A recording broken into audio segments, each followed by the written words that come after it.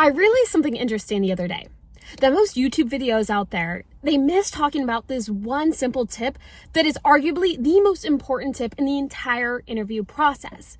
It's the reason that I personally was able to get hired and land job offers over more experienced candidates. I'm talking people with 7+ years of experience and I'm fresh out of college. So what the heck is this tip, right? And it's how people become that top 1% of candidates for those super competitive roles. So let me tell you about this experience that I had back in college. I learned all of this through trial and error. For sure. In college, I was a sophomore applying for internships, and being a sophomore, I didn't have a lot of experience. I wasn't the preferred candidate, and I was getting rejected and rejected over and over again. And I was thinking, what the heck am I supposed to do about this? This rejection cycle went on for months, but eventually one day I decided to do something just kind of out of the blue for me. I wandered into a club meeting that night for a professional selling society. I was thinking to myself, okay, this is probably going to be about, how do you persuade, negotiate, sell a certain product? But when I walked in there, I ended up being very surprised because the meeting was all about how to sell yourself in an interview. I was thinking to myself, oh my gosh, this is perfect. This is exactly where I am in my career journey. But still, I had hesitations to what that meeting was going to look like because, I've heard a lot of interview advice before. It's all the same old. But to my surprise, that's not at all what the session was like. And that night, the professor said something that really stuck with me. He said that decision makers, including the interviewer, makes decisions based on emotion, but they back it up and reason for their decision based on logic. So what that means for me is that I need to make an emotional connection with them because they need to genuinely, in the first place, just like me, enjoy being around me, because subconsciously, if they don't like my presence, if they don't feel a connection with me, it doesn't matter how smart I am and how equipped for the role I am. They're just not going to pick me. So then the question becomes, how the heck do you become the likable person in the interview? How do you build that emotional connection? His answer was not what I expected. The piece of advice that he gave us was to go into the interview and try to ask more questions to the interviewer than they ask us. I was thinking to myself, that doesn't make a lot of sense. But then he continued to say something else that really intrigued me. He made me realize that when somebody asks you questions, whether you realize it or not, you are growing in connection with that person because they are showing you that they care. And you end up either subconsciously or consciously feeling seen, heard, and valued. Think about this for a minute. Have you ever been in a group of, let's say, just colleagues, and you start talking about something, but nobody really responds? They kind of skip past you and move on to the next thing. You'd feel kind of ignored, right? Like your presence isn't really valued in that group, or you're not really being listened to. But flip the script and say you start sharing something, and this girl, Amy, she starts leaning in, asking you follow-up questions, nodding, and just wanting to hear more. So all of a sudden you go on talking, 20 minutes pass, and you've said a lot. You might walk away from that conversation thinking, oh my gosh, I love Amy. She made me feel valued and like she actually cares about what I have to say. I feel a whole lot closer to this Amy chick now, right? And that's just because of the simple power of asking questions and getting to know somebody. And the same thing goes for an interview. Everybody that walks into there, most likely, is just going to answer the set of questions that the interviewer asks. But you get a chance to be different by going in, making your first words, hey, how are you? How's your day going? They answer the question, and then maybe you follow up with something, build the relationship, build some rapport.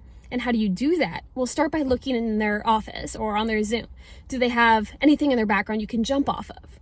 Like pictures of their pets or their kids, something that you can ask a little bit about. Or maybe you researched them beforehand and you saw that their role deals with social media marketing, but also SEO. So you start by saying, hey, I noticed on your LinkedIn that you work on both SEO and social media marketing.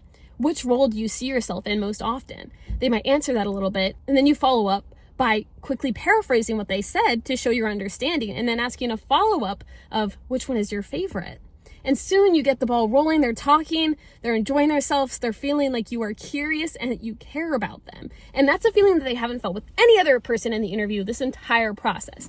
And of course, then after that, you probably give them a chance to ask you some questions, you answer them, and you continue to follow up with more questions to make it feel more like a dialogue than a one-sided conversation or a one-sided interview. Because also remember that you are interviewing them as well. This is a place that you're looking to spend a large majority of your time. I mean, jobs tend to be 40-hour work weeks. That's a long time. So you want to make sure that they are also a good fit for you.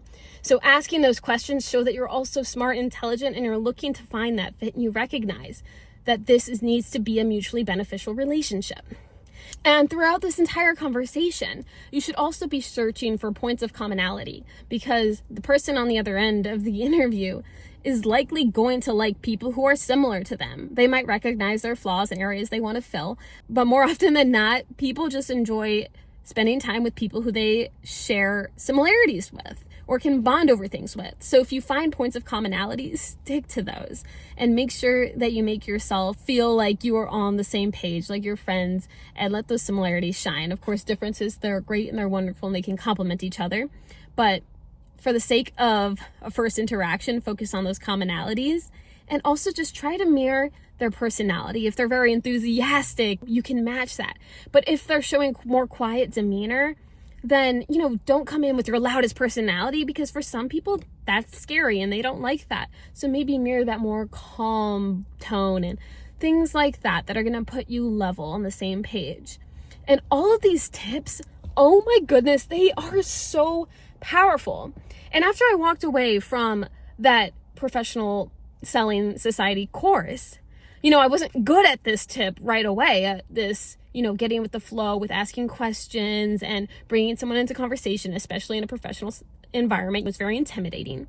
But I started to practice it. I joined the Professional Selling Club and put myself into a lot of situations where I had to put these skills into practice. And the more I did it, the better I got. I did mock interviews, and eventually I became so good at interviews just because I felt so natural, so comfortable. I was able to feel like I was having a conversation with someone instead of being tested in a kind of way, you know what I mean?